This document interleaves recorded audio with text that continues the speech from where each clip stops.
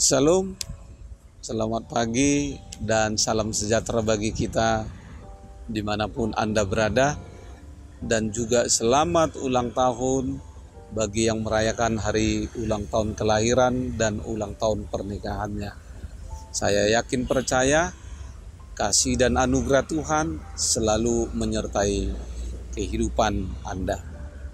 Sebelum kita memulai segala aktivitas di dalam satu hari ini, mari saya mengajak saudara-saudari untuk mendengarkan firman Tuhan di pagi hari ini di dalam 2 Korintus 8 ayat 9. Kiranya firman Tuhan ini menjadi kekuatan dan penopang bagi kita menjalani aktivitas dalam satu hari ini.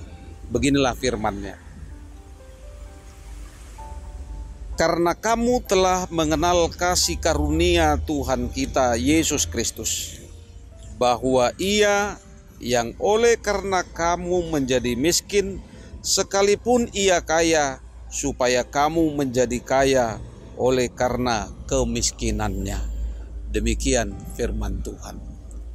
Bapak, Ibu, saudara-saudari yang terkasih di dalam Tuhan kita Yesus Kristus.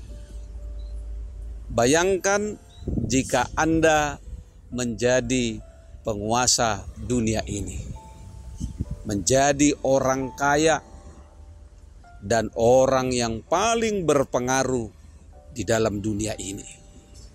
Anda memimpin sebuah kerajaan yang sempurna dan tidak pernah ada hal yang buruk terjadi.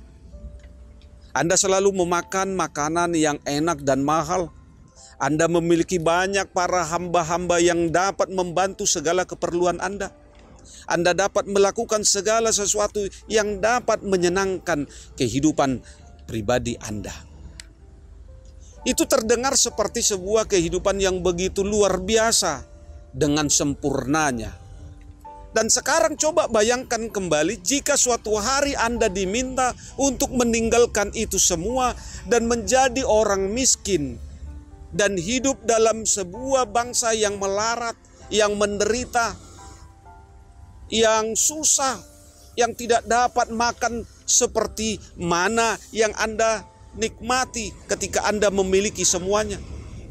Anda harus meninggalkan segala kenyamanan yang menjadi dambaan banyak orang dan diminta berkorban bukan karena kesalahan Anda, tetapi untuk menebus kesalahan orang lain. Tetapi justru di saat itu Anda ditolak, dihina, bahkan dianiaya dan dibunuh.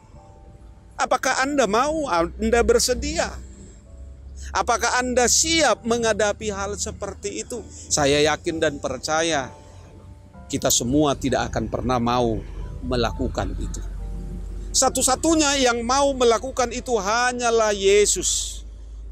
Begitu mengagumkan apa yang dilakukan Yesus, Dia mau berkorban bagi manusia yang percaya kepadanya.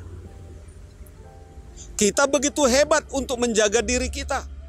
Coba kita pikirkan, pernahkah Anda membiarkan diri Anda untuk terjun ke kolam? Di dalam kolam itu ada ikan piranha. Itu sesuatu yang begitu konyol kalau kita disuruh terjun dari atas ke tengah-tengah kolam yang diantaranya hanya ikan piranha. Itu adalah tindakan yang konyol. Kita tidak akan pernah melakukan itu. Manusia tidak akan pernah melakukan sesuatu yang membahayakan dirinya. Tetapi Tuhan kita Yesus melakukannya. Sebagai anak Allah yang maha tahu, Yesus pasti mengetahui apa yang akan Ia alami ketika Dia turun dari dunia menjadi manusia. Yesus menukarkan kenyamanan surgawi dengan kandang domba yang penuh dengan kebauan, bau dengan kotoran ternak. Dia meninggalkan posisinya yang begitu tinggi, yang begitu mulia sebagai Allah, sebagai anak Allah, dan hidup sebagai seorang anak tukang kayu. Ia rela menukarkan persekutuannya dengan Allah Bapa untuk berdiri di hadapan para pembunuh berdarah dingin yang berteriak, "Salibkan dia." Yesus sudah mengetahui bahwa ia mengalami ini semua. Tetapi ia tetap datang ke dunia ini karena ia begitu mengasihi kita, mengasihi dunia ini. Sebagaimana yang dikatakan di dalam Yohanes 3 ayat 16. Semua karena kita sangat membutuhkan pengampunan akan dosa-dosa kita. Bapak, Ibu, saudara-saudari yang terkasih, seperti firman Tuhan pada saat ini berkata, karena kamu telah mengenal kasih karunia Tuhan kita Yesus Kristus, bahwa ia yang oleh karena kamu menjadi miskin, dan seterusnya, maka suatu pujian layak kita sampaikan kepada dia. Tetapi bukan hanya pujian, tetapi firman Tuhan ini mengingatkan kita, menyadarkan kita bahwa pengorbanan Tuhan Yesus sebagai bukti kasih-Nya kepada dunia ini.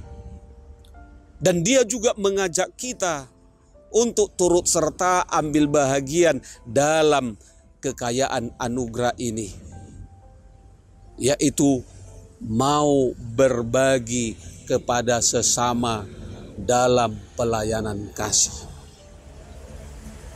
Dalam situasi, dalam keadaan kondisi pandemi COVID-19, firman Allah mengajak kita, mengarahkan kita melakukan pelayanan kasih. Mengapa? Karena harta milik yang ada pada kita adalah karunia Allah. Sehingga kita memberi, kita harus mengacu. Sehingga kita memberi dan kita melakukan itu mengacu apa yang telah Tuhan perbuat, yaitu Kristus yang kaya menjadi miskin agar kita yang miskin menjadi kaya. Dan memberi harus didasari oleh kasih seperti Allah yang memberi dengan kasih. Ingat Bapak Ibu, kita diberkati untuk menjadi berkat. Kiranya kita pun di dalam kehidupan kita sungguh-sungguh mau melibatkan, mau mengikut sertakan dalam pelayanan kasih yang memberi kemurahan dengan dan untuk kepentingan orang banyak. Kemurahan hati adalah karakter seorang Kristen. Sebagaimana dikatakan di dalam firman Tuhan, hendaklah engkau bermurah hati sama seperti Bapamu yang adalah murah hati. Tidak peduli berapa banyak yang kita miliki, memberi dalam kekurangan itu adalah jauh lebih mulia daripada memberi di dalam kelimpahan. Selamat melakukan aktivitas, selamat menjalani aktivitas, dan selamat untuk ikut serta ambil bagian dalam pelayanan kasih di tengah-tengah kehidupan kita. Tuhan Yesus memberkati. Shalom.